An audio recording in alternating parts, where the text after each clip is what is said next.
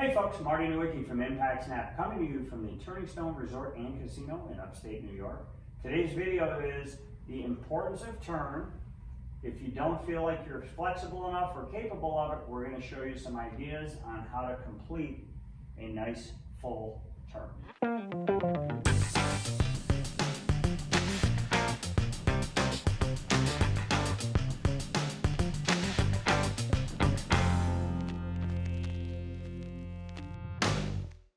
So how do we turn? If you think in terms of your spine being an axis, okay, a simple drill that I have people do frequently is I'll have them put their hands on the back of a chair or their hands against a wall, and I want to see if they can turn their pelvis without per se turning their shoulders. Notice how my knees will start to move. My knees will start to move, and what's really moving is the thoracic section of my spine.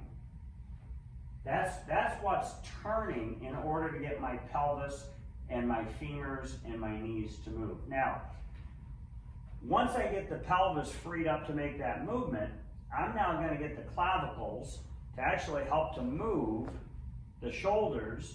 What's key is the top 2 or 3 vertebrae are not going to be moving. So I'm going to get my spine to completely turn back. Notice how my knee got pulled in, my left hip got pulled in, and if I'm truly turning in, using my spine as the axis, when I turn, my right hip will actually turn behind me, my left hip will turn in front of me, my right shoulder will actually turn up and behind my head, while my left shoulder goes down and in front of me.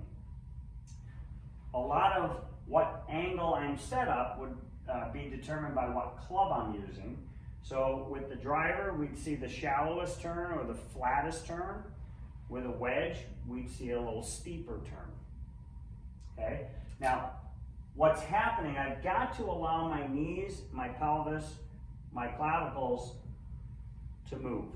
Simple, again, that simple little drill. Get your pelvis starting to turn, and you'll actually feel that the turn's coming from the center of your spine or the thoracic section of the spine. On the downswing, the turn is a little different because now I want more force, I want more energy. So what we'll see with good players is once they turn in the backswing, they'll actually be a little lowering. That's what basically I'm getting both knees to start flexing so that I can actually use the ground to turn. Simple little drill to feel this on the downswing. Take the golf club in your trail hand, hook it behind your lead knee. Allow your spine to turn, and now really feel both knees turning in the downswing.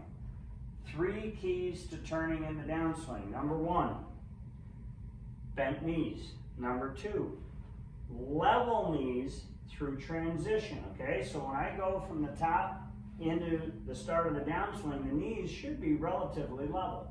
That's going to help protect your back, and it's actually going to increase the amount of pressure I can put into the ground. So they're bent and level. And then the third rule to turning in the downswing would be that the space between my knees is the same or it actually increases. I don't want to see my knees get closer together because now my pelvis doesn't have the range that it should.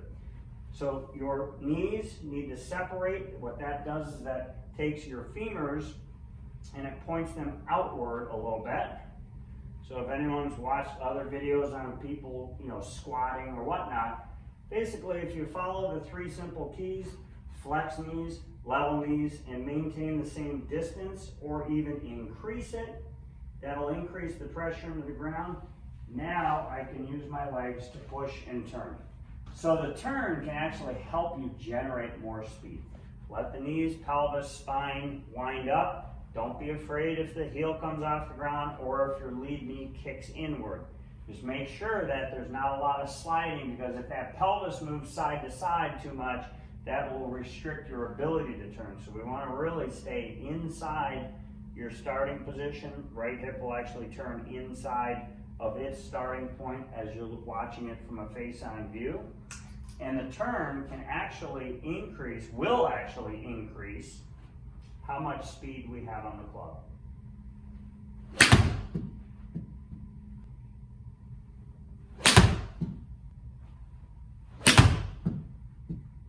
Please leave your comments down below. That helps us to create more content for you.